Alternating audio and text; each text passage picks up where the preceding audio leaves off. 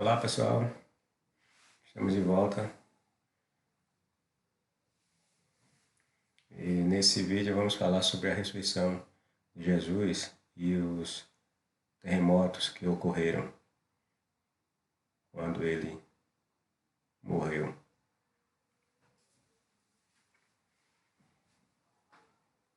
A Bíblia diz que quando Jesus morreu, ocorreu um terremoto extremamente forte, a ponto de rasgar as rochas e a cortina do templo de Jerusalém. Quer dizer, o terremoto era para destruir casas, derrubar as cruzes onde estavam Jesus e os dois bandidos. Veja a magnitude desse terremoto. Diz que o abalo foi, o abalo foi tão forte que as pedras quebraram. Imagine um terremoto. Para que pedras quebrem de tanto ser balançadas, como veja que chocalhada esse terremoto não deveria ter produzido nas casas, naquele terreno em que Jesus estava pendurado na cruz com mais dois bandidos. As cruzes eram para estar balançando para um lado para outro, até mesmo essas cruzes até iam cair.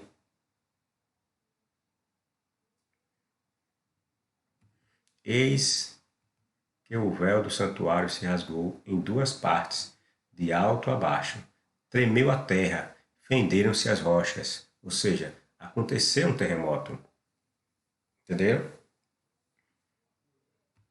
Como foi que esse terremoto extremamente forte, a ponto de rochas se fenderem, né? Então, o terremoto foi muito forte. Aconteceu e a cidade de Jerusalém ainda assim ficou de pé. Como foi que as pessoas ficaram paradas olhando para três moribundos nas cruzes, enquanto toda a cidade era sacudida por esse terremoto? Você já parou para dar uma analisada nessa situação apresentada pela Bíblia dessa forma, com esse olhar? Você acha que tem sentido isso? Um terremoto acontecendo e as pessoas ali paradas olhando para três defuntos, dois moribundos ou três moribundos, enquanto que as coisas ao redor estão se desmoronando, casas caindo,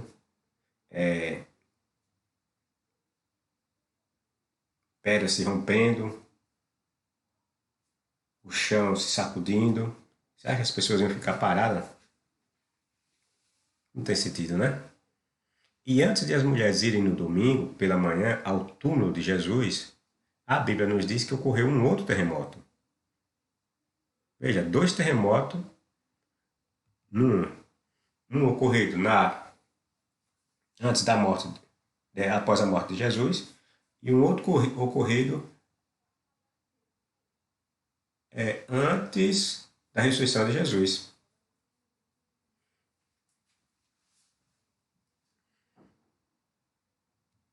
E eis que tinha havido um grande terremoto. O texto diz que houve um grande terremoto. Veja, não foi um terremoto, foi um grande terremoto. Pois um anjo do Senhor descera do céu e, chegando-se ao sepulcro, removera a pedra e sentara-se sobre ela. Vejam, como eu disse, ocorreram dois terremotos.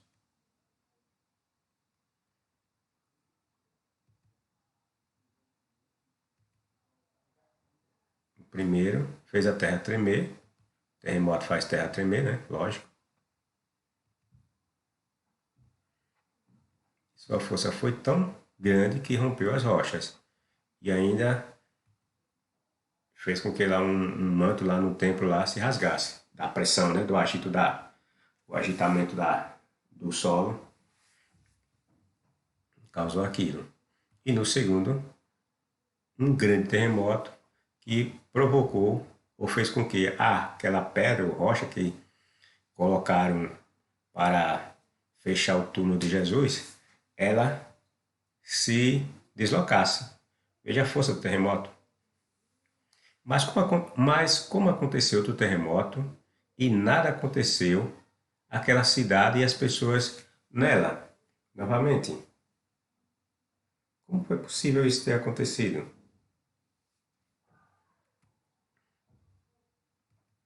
Esse segundo terremoto foi tão forte, o próprio texto diz, né, grande terremoto, foi tão forte quanto o primeiro, pois foi capaz até de rolar a pedra que tapava a sepultura de Jesus. Há quem diga que a pedra deveria pesar 1 tonelada. Existe gente aí que aquelas pedras que normalmente colocavam para tapar sepulcros giravam em torno de 1 tonelada. Imagina a força desse segundo terremoto, de balançar o chão, fazer com que o chão se balançasse de tal forma que movimentasse uma pedra de 1 tonelada e a pedra caiu, né? Que diz que o anjo sentou em cima dela. Veja, numa situação dessa, ninguém iria se preocupar com defunto algum, tá entendendo? As pessoas apavoradas e querendo se salvar nem iriam se lembrar de levar óleo para o corpo de um defunto que estava há 3 dias na sepultura. As casas estariam ao chão. Se uma pedra de 1 tonelada ou, ou de peso similar caiu ao chão, você imagine. E o outro anterior já havia até quebrado as rochas. Você acha que aquelas casas daquela época, que eram mais frágeis que a nossa, com certeza, as nossas, as casas, as nossas casas hoje, nós usamos o concreto, né, e com ferro. Imagina, tem casas hoje que ainda caem quando tem terremoto, né? Imagina aquelas casas lá naquela época, isso lá no primeiro século. Cairia facilmente, no primeiro balançar de um terremoto mais simples que tivesse. Mas, no entanto, sim, aí as casas estariam ao chão e o caos se espalharia por toda aquela região. Esse seria o maior alvoroço.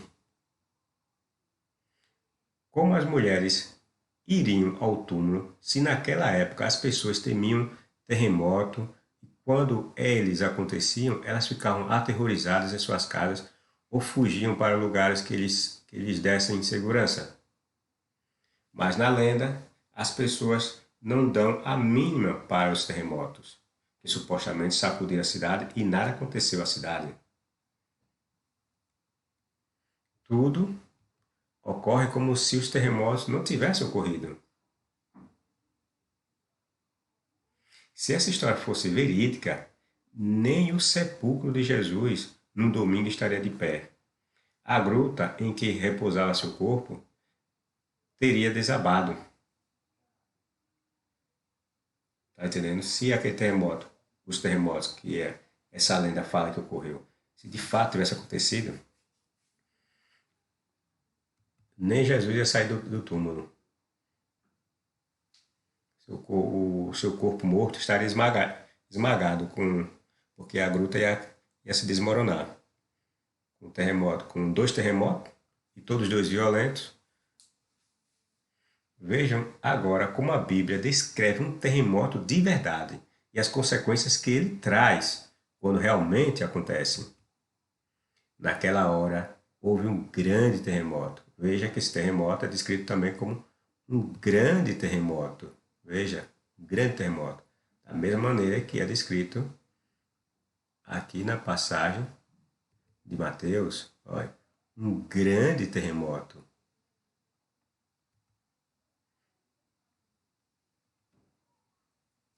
Pois naquela hora houve um grande terremoto. Caiu a 10ª parte da cidade e 7.000 homens pereceram no terremoto. Os mais, ou seja, o restante, ficaram aterrorizados e deram glória ao Deus do céu. Pronto, essa é a verdadeira descrição do que acontece durante o terremoto. Pessoas morrem, casas caem, entendeu? E outras pessoas ficam todas atemorizadas, horrorizadas e apavoradas. Mas o relato lá de Mateus não diz nada disso. Acontece 2 terremotos e as pessoas ficaram lá paradas. No primeiro terremoto ficaram lá olhando para Jesus, na maior, como se nada tivesse acontecido. Ou seja, casas não caíram, não aconteceu nada. Ainda no domingo pela manhã, as mulheres, antes de chegar lá, já tinha acontecido um terremoto. Ou seja, As mulheres vão para o túmulo de Jesus como se nada tivesse acontecido. Ou seja, nenhuma casa caiu, nada aconteceu. Só o terremoto só produzia efeitos na narrativa só para indicar algo de divino, como por exemplo, rompeu lá o véu lá do templo, rasgou em dois, a pedra que tapava a gruta, o sepultura de Jesus caiu, ou seja, o terremoto só produzia efeitos benéficos, tá entendendo? Que absurdo, né? Portanto, não sou eu que estou indo além do texto e sua interpretação. É a própria Bíblia que nos dá as bases para dizermos que a ressurreição de Jesus e os eventos que a envolveram são mentiras, são farsas, são lendas produzidas pelos escritores que queriam criar essa atmosfera, criar e dar vida a esse personagem lendário chamado Jesus.